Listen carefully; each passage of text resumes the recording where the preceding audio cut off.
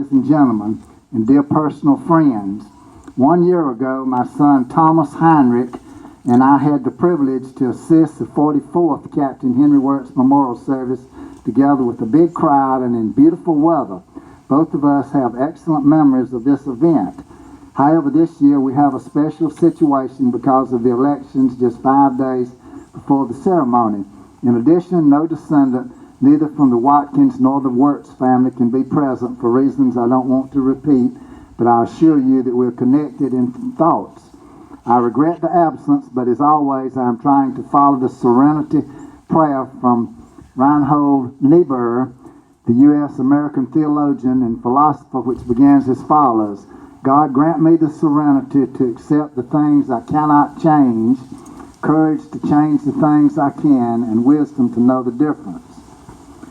When my same-named great-granduncle, English Henry means Heinrich in German, wrote his letter to the President of the United States on November the 6th, 1865, 4 days before the execution, he still had the courage to fundamentally change his deadly situations.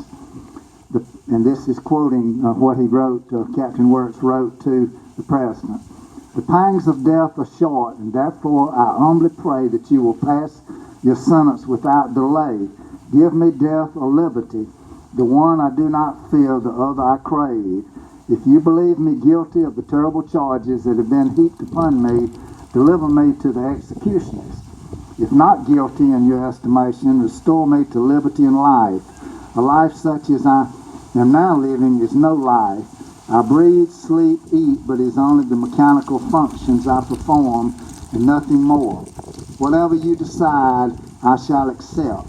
If restored to liberty, I will thank and bless you for it. And then when Captain Wirz wrote his last letter to his wife Elizabeth on November the 10th, 1865, the day of his execution, he must have come to the serene insight that his destiny would definitely no longer be changed.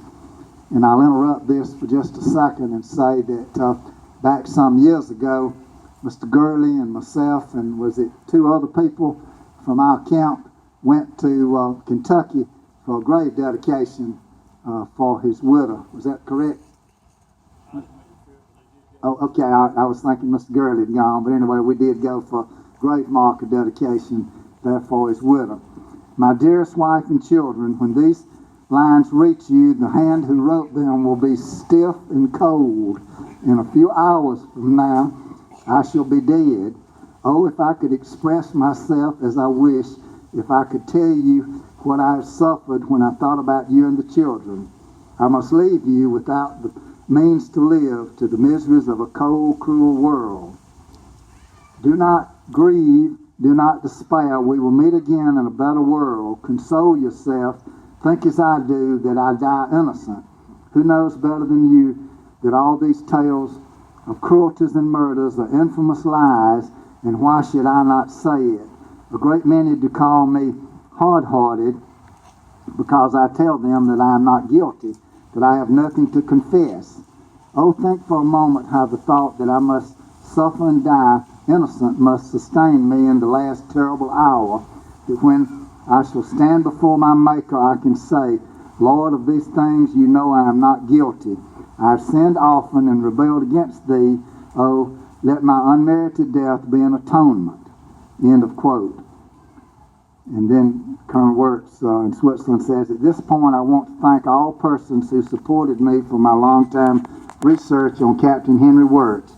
Representing all, I personally thank James Gaston, my local liaison officer, and his wife Nancy for the long-lasting friendship and hospitality. Many thanks go to John Carroll, our former commander SCV camp, and all his aides organizing this ceremony. I especially thank Miss Lunell McAllister as guest speaker and her husband David McAllister for his legal effort concerning the request for a presidential pardon. Once again, I am very appreciative all of you being here and warmly thank you for your actual and future support. Ladies and gentlemen, I have not yet lost my faith in American justice and hope that Henry Wirz one day will be exonerated and the unjustified stain on the name of my family will be removed. God bless you and the so-called sister republics, the United States of America and Switzerland. Thank you very much for your attention.